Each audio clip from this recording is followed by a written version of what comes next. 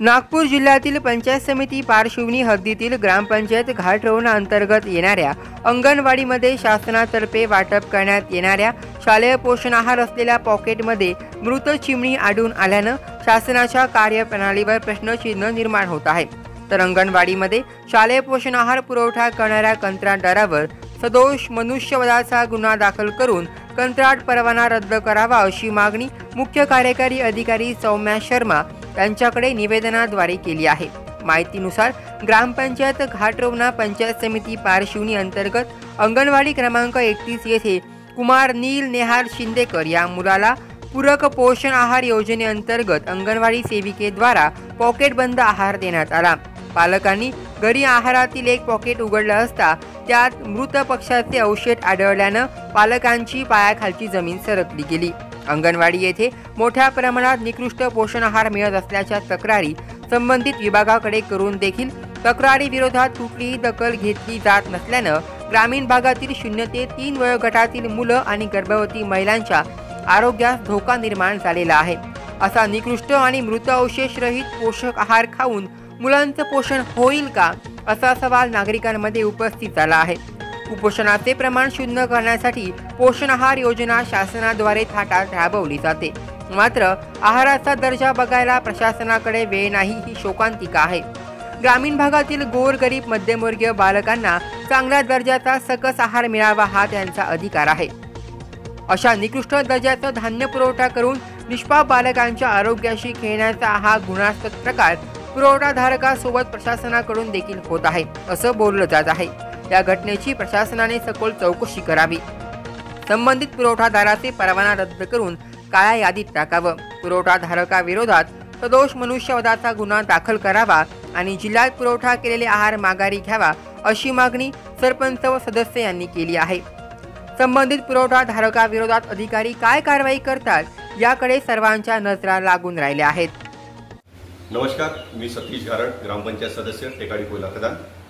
पारशिवनी तालुक्यामध्ये नुकतीच अंगणवाडी क्रमांक 31 ग्रामपंचायत घाटरोणा इथे अंगणवाडीतील विद्यार्थ्यांना मिळणारं शालेय पोषण आहारामध्ये एक मेलेली चिमणी आढळलेली आहे। या घटनेचा आम्ही जिल्हा परिषदेचे सीईओ मॅडम सौम्य शर्मा यांना निवेदन देऊन कंत्राट रद्द करण्यासोबत कंत्राटदाराविरोधात सदोष मनुष्यवधाचा गुन्हा दाखल करावा।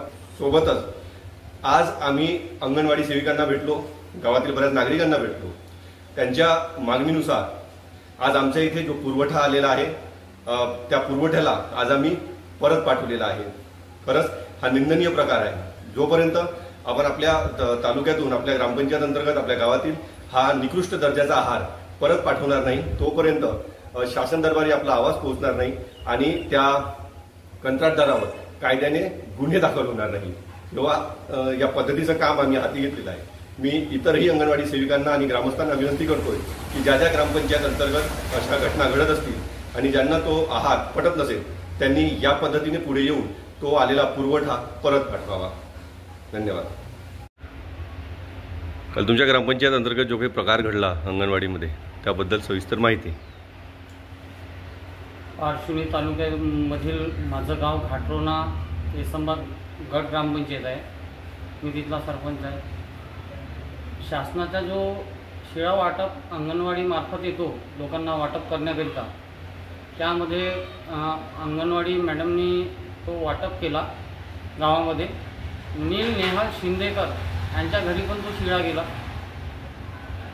नीलच्या मम्मीने आपल्या मुलाकरिता पॅकेट फोडलं बनवण्याकरिता सोजी।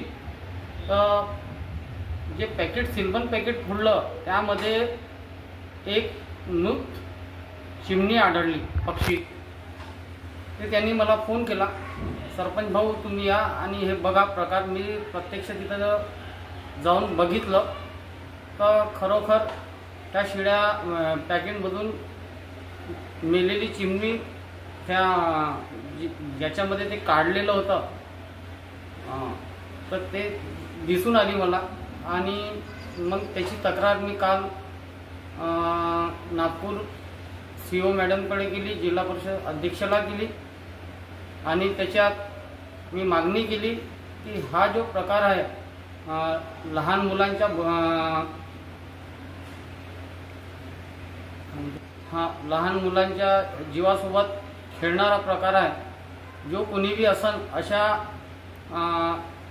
वर प्रशासनाने कारवाई करण्यात यावी आणि त्यांच्यावर गुन्हा दाखल व्हावा अशी मी काल मागणी केली। विदर्भ कल्याण न्यूज नेटवर्कसाठी राजू कापसे, रामटेक प्रतिनिधी।